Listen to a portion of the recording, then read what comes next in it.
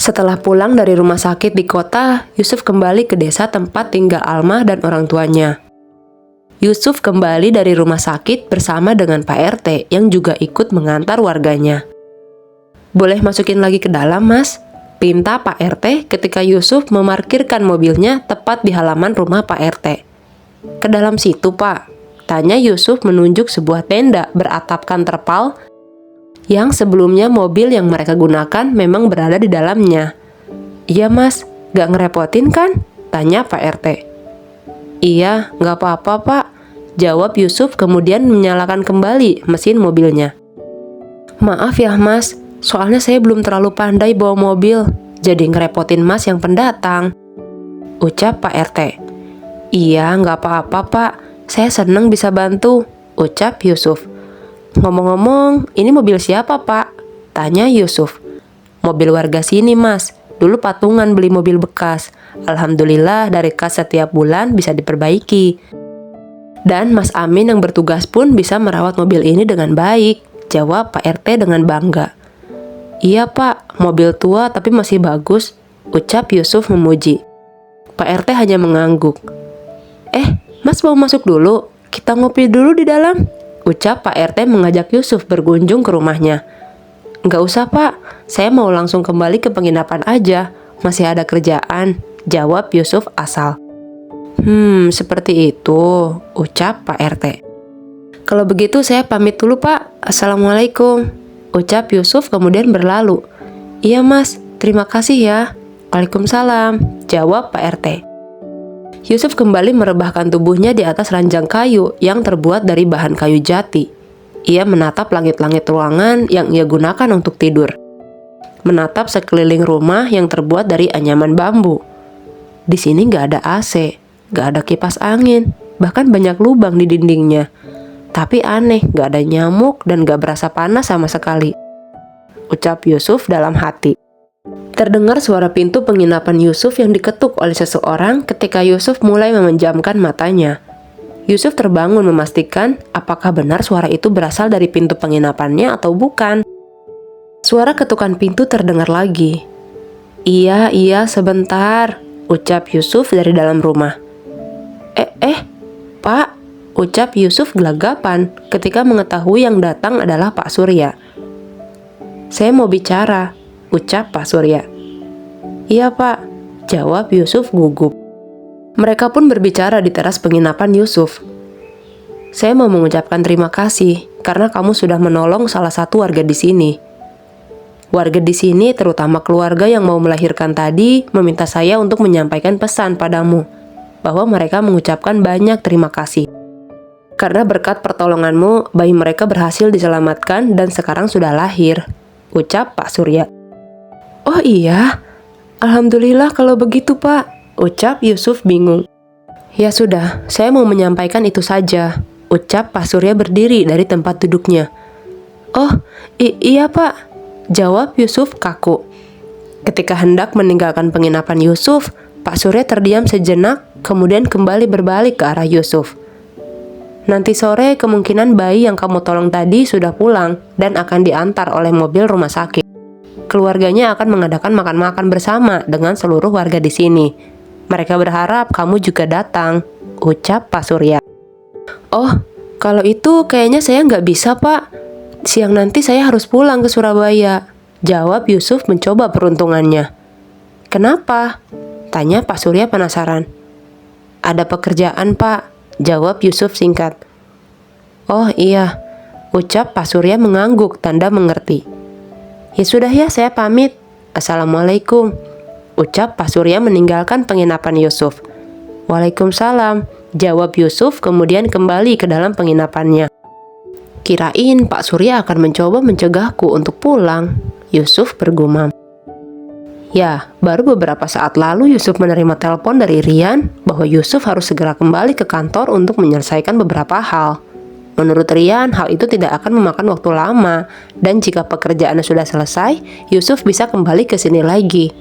Namun sebenarnya Yusuf juga belum mengiyakan permintaan Rian, karena masih ada yang mengganjal dalam perasaannya. Terdengar suara pintu penginapannya kembali diketuk ketika Yusuf sedang berkemas.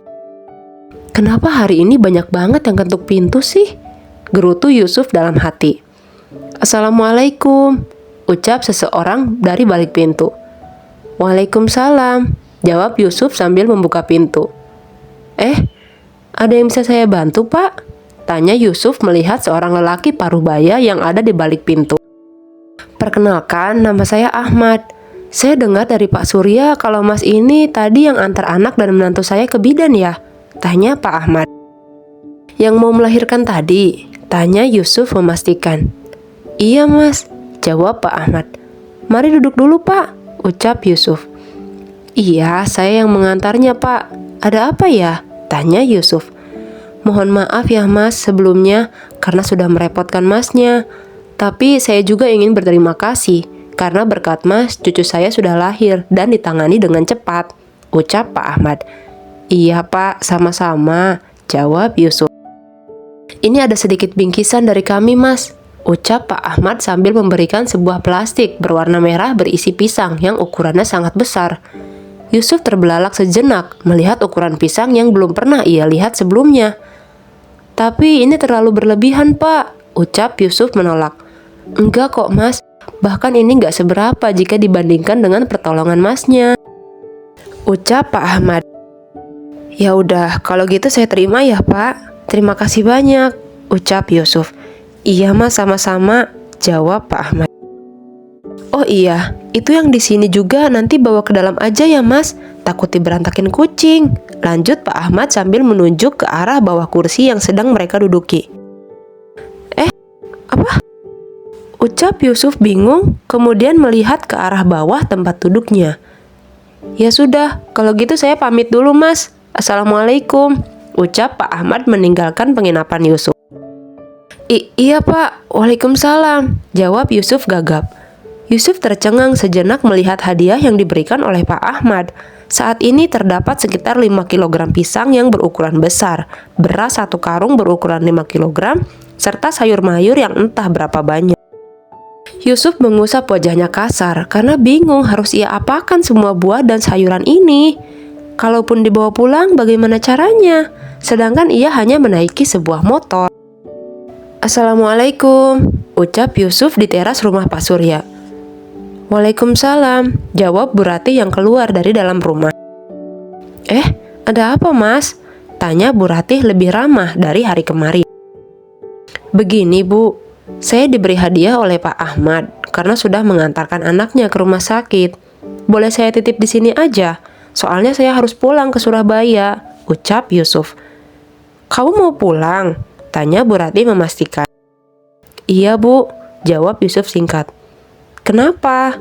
Tanya Bu Rati penasaran. Saya ada kerjaan. Lagi pula saya nggak bisa berlama-lama di sini. Atau mungkin saya sudah sedikit menyerah untuk mendapatkan hati Bapak, jawab Yusuf pemelas. Apalagi Bapak bilang kalau Alma sudah dijodohkan.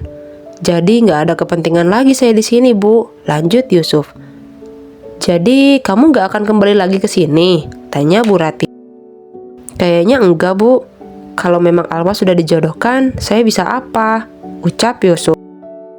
Bu Rati hanya terdiam mendengar jawaban Yusuf. Dalam hatinya ia merasa kasihan karena tipuan suaminya yang mengatakan bahwa Alma sudah dijodohkan. Ya sudah, kalau gitu saya pamit ya Bu, dan ini untuk ibu saja, ucap Yusuf berdiri dari tempat duduknya. Tapi, boleh kan kalau ibu saja yang mendengarkan ceritamu, yang menjadikan alasan kamu harus meninggalkan Alma dulu? Tanya Bu Rati. Ibu mau mendengarkan cerita saya? Tanya Yusuf sedikit bersemangat. Bu Rati hanya mengangguk. Ketika Yusuf kembali duduk, Pak Surya yang baru saja datang dari kebun terlihat acuh tak acuh melihat Yusuf sedang duduk bersama dengan istrinya di teras rumah mereka. Dan langsung masuk ke dalam rumah tanpa menyapa Yusuf ataupun istrinya terlebih dahulu. Melihat sikap suaminya, Bu Rati mengejar Pak Surya ke dalam rumah dengan tergesa-gesa. Ya, kita dengarkan dulu ceritanya. Kalau memang ayah sudah tidak mau menerimanya tidak apa-apa. Yang penting kan kita jadi tahu kenapa dulu dia meninggalkan anak kita, ucap Bu Rati yang menghampiri Pak Surya di dalam rumah. Mendengar ucapan istrinya, Pak Surya sedikit luluh dan kemudian meninggalkan Bu Rati masuk ke dalam kamar tanpa berkata sepatah kata pun. Kamu duduk dulu ya, suami saya sepertinya masih membutuhkan waktu, ucap Bu Ratih kembali ke teras rumah dan mempersilahkan Yusuf untuk duduk. Baik Bu, jawab Yusuf. Bu Ratih masuk ke dalam rumahnya dan mencari Pak Surya. Ternyata Pak Surya sedang berwudu untuk mengurangi emosi yang memenuhi hatinya saat ini. Bu Ratih sedikit tenang karena Pak Surya sudah bisa menahan emosi yang memang sejak dulu ia pendam. Setelah selesai berwudu, Pak Surya dan Bu Ratih keluar dari rumah untuk menemui Yusuf. Yusuf yang menyadari kehadiran kedua orang tua Alma langsung duduk tegap dengan perasaan gugup dan ragu. Pak Surya duduk di kursi yang berseberangan dengan tempat duduk Yusuf. Didampingi oleh Bu Ratih dengan membawa 3 gelas teh hangat dan beberapa camilan.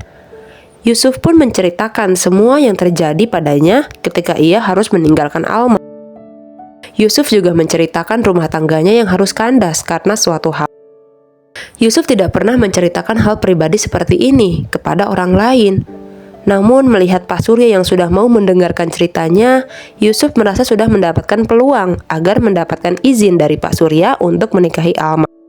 Walaupun tentu keputusan itu masih sangat jauh untuk ia dapatkan. Setelah mendengarkan cerita Yusuf, Pak Surya menatap Yusuf dengan tatapan sendu, namun masih dengan sedikit emosi. Sedangkan Bu Ratih yang juga mendengarkan secara langsung tampak kebingungan, karena di sisi lain, ialah yang membuat Alma untuk menolak Yusuf.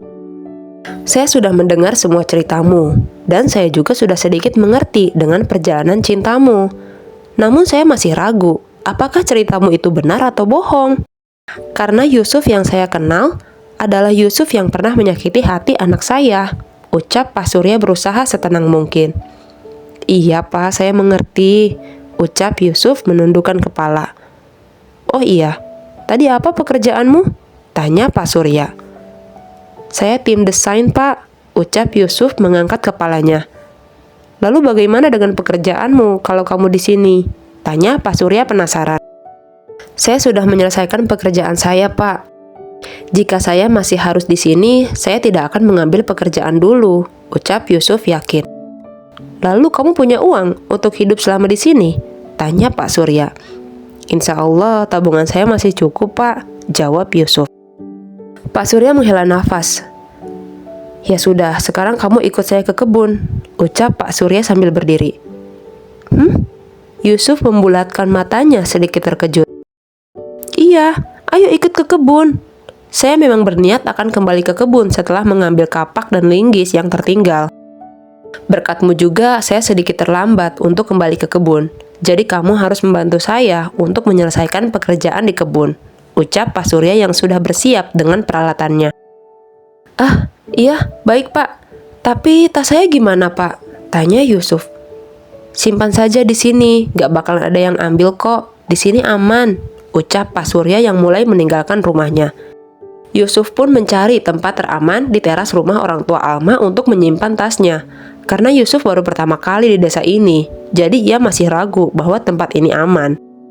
Setelah menyimpan tasnya, Yusuf langsung menyusul Pak Surya dan Bu Ratih yang sudah terlihat menjauh dari tempat Yusuf berada.